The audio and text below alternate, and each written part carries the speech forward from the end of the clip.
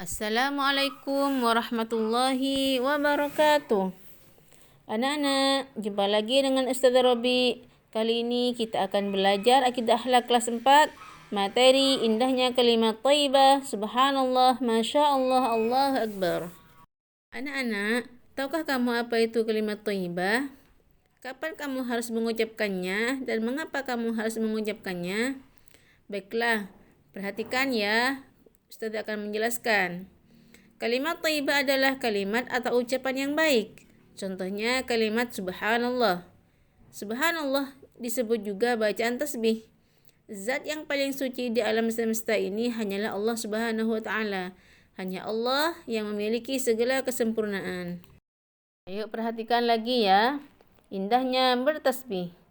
Kalimat subhanallah yang mempunyai arti maha suci Allah. Secara bahasa, ungkapan subhanallah berarti aku menyucikan Allah dari sifat-sifat yang tidak layak untuknya. Sayyidah Aisyah dalam sebuah riwayat menyebutkan bahwa orang Arab ketika mendapati sesuatu yang tidak mereka inginkan dan mereka berkeinginan untuk mengagungkan Allah Subhanahu wa taala, mereka mengucapkan subhan. Ketika seorang menyaksikan atau mendengarkan sesuatu yang tidak sesuai dengan keagungan Allah Subhanahu wa taala, maka seseorang dianjurkan untuk mengungkapkan subhanallah. Tujuannya adalah untuk menyucikan Allah dari berkurangnya keagungannya atau menyucikan Allah dari sifat-sifat kekurangan. Kalimat subhanallah disebut juga bacaan tasbih. Kalimat tasbih adalah ungkapan untuk memuji Allah Subhanahu wa taala. Zat yang paling suci di alam semesta ini hanyalah Allah Subhanahu wa taala. Maka sesuai dengan artinya, kalimat ini mengandung makna penyucian nama dan zat Allah Subhanahu wa taala. Nama Allah harus tetap suci dari segala bentuk kemusyrikan dan kekurangan, kerana Allah lah pemilik segala kesempurnaan. Semua yang ada di langit dan di bumi bertasbih kepada Allah Subhanahu wa taala, memuji kebesaran Allah Subhanahu wa taala. Firman Allah dalam surah Al-Jumu'ah ayat 1, A'udzu billahi minasy syaithanir rajim. Yusabbihu lillahi ma fis samawati wa ma fil ardil malikil quddusil azizil hakim. Artinya, apa yang ada di langit dan apa yang ada di bumi senantiasa bertasbih kepada Allah, yang Maha Raja, yang Maha Suci, yang Maha Perkasa, Maha Bijaksana. Quran Surat Al-Jumu'ah ayat 1. Bertasbih artinya mengakui keagungan Allah Subhanahu wa taala. Tidak ada yang berkuasa selain Allah Subhanahu wa taala dan mengakui kelemahan serta keterbatasan kita sebagai manusia yang tidak memiliki daya dan kekuatan. Kalimat thayyibah subhanallah juga diucapkan ketika mengingatkan imam dalam solat ketika lupa bacaan atau gerakan solat bagi makmum laki-laki, berzikir sesudah solat fardu dan mendengar kejadian luar biasa. Dengan bertasbih dan mendekatkan diri kepada Allah Subhanahu wa taala, menambah keimanan kepada Allah Subhanahu wa taala, menambah pahala dan menjauhkan diri dari perbuatan syirik. Anak-anak, tadi kita sudah belajar kalimat thayyibah subhanallah. Sekarang kita akan belajar kalimat thayyibah masya Allah. Tahukah kamu apa itu kalimat yang baik? Kalimat yang baik adalah kalimat yang tertanam dalam hati sehingga membuat keyakinan dan keimanan menjadi lebih teguh dan tenteram. Masya Allah merupakan salah satu dari kalimat thayyibah yang diucapkan ketika seseorang melihat hal yang baik atau indah sebagai ekspresi penghargaan sekaligus pengingat bahawa semua itu bisa terjadi hanya kerana kehendaknya. Segala sesuatu terjadi atas kehendak Allah Subhanahu wa taala.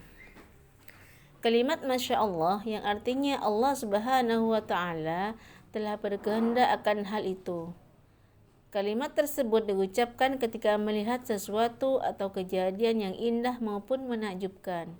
Contohnya, ketika melihat bangunan yang indah dan megah, memasuki kebun yang cantik, teknologi yang canggih, prestasi yang membanggakan, fisik yang kuat, melihat keindahan pemandangan alam, orang yang cantik atau tampan, serta mukjizat-mukjizat dan karamah.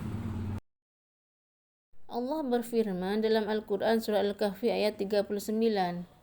A'udzu billahi minasy syaithanir rajim.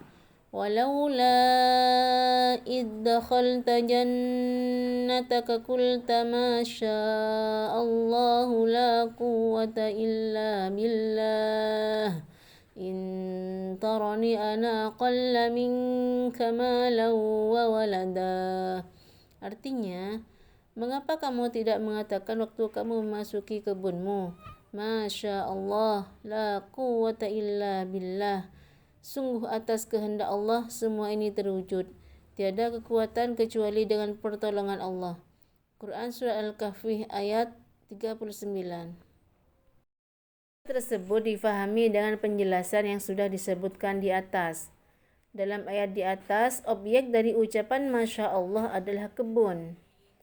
Sedangkan adanya sebuah kebun itu tadi, selain tanaman-tanaman di dalamnya tumbuh atas izin Allah, juga ada usaha dari sepemilik kebun dengan menanamnya, menyirami, memupuk dan seterusnya. Kalimat Masya Allah diungkapkan untuk menunjukkan kekaguman seseorang atau kejadian yang digunakan sebagai ekspresi penghargaan.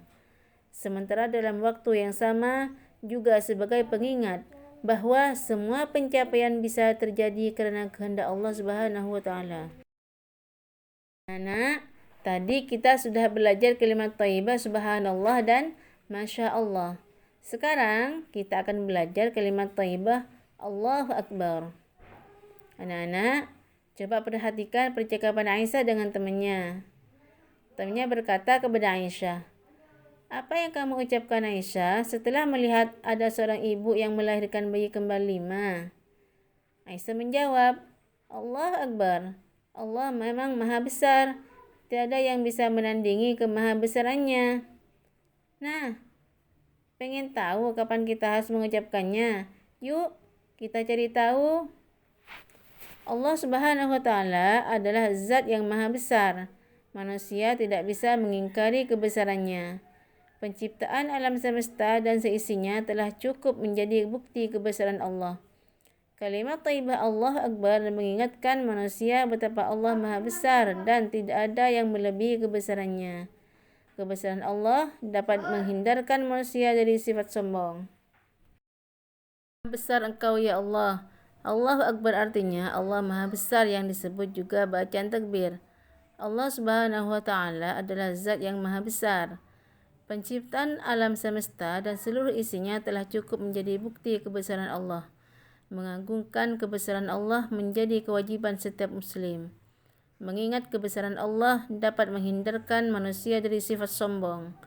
Salah satu cara mengingat kebesaran Allah adalah dengan membiasakan diri mengucapkan Allahu Akbar. Allah sanggup menjadikan segala hal yang tidak mungkin menurut kita menjadi mungkin. Bagi Allah Subhanahu wa taala sangatlah mudah menjadikan hal tersebut. Berfirman dalam surah Yasin ayat 82.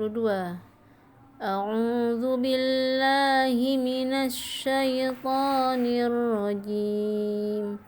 Innama amruhu idza arada syai'an ay yaqula lahu kun fayakun. Artinya, sesungguhnya urusannya apabila dia menghendaki sesuatu, dia hanya berkata kepadanya, jadilah, maka jadilah sesuatu itu. Quran Surat Yasin ayat 82. Adanya kejadian-kejadian yang menakjubkan seharusnya membuat kalian ingat akan kebesaran Allah. Sesungguhnya semua hal itu terjadi di dunia ini dapat terwujud atas kehendak Allah Subhanahu wa taala. Apabila kita mau berfikir, tentunya banyak bukti yang menunjukkan bahwa Allah Subhanahu wa taala itu maha besar. Misalnya, penciptaan alam semesta dengan seluruh isinya, penciptaan matahari dan bulan, keduanya berfungsi berjalan pada orbitnya masing-masing dan tidak pernah berbenturan. Allah menciptakan langit dan bumi, Bumi diciptakan sebagai hamparan dan langit diciptakan atas bumi tanpa memiliki tiang penyangga. Allahu Akbar juga sering diteriakkan oleh pahlawan yang berjuang menegakkan agama Allah.